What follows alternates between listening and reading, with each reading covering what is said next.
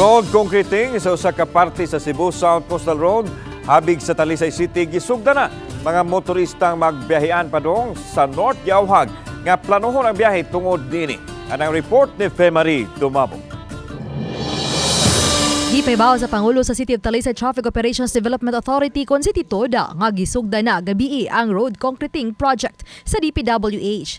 Sa 200 meters nga parte sa Cebu South Coastal Road habig sa corner Oldog sa Barangay Dumlog, Talisay City.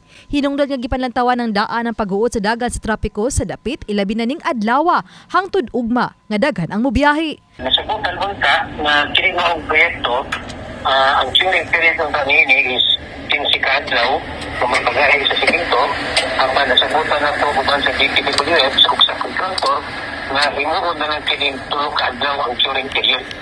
So after 3 days na turing period, mahimo ng bahagian kini mga daan.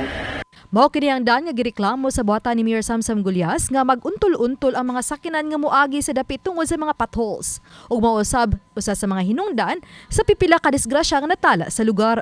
Giyawag ang mga motorista ilabi na ning Holy Week sa pagplano sa biyahe aron di kaayo matanggong sa posibleng pag-uot sa dagan sa trapiko. Ang pagkongkreto sa daan gikatakdang matapos karong Domingo og magamit na sa Lunes.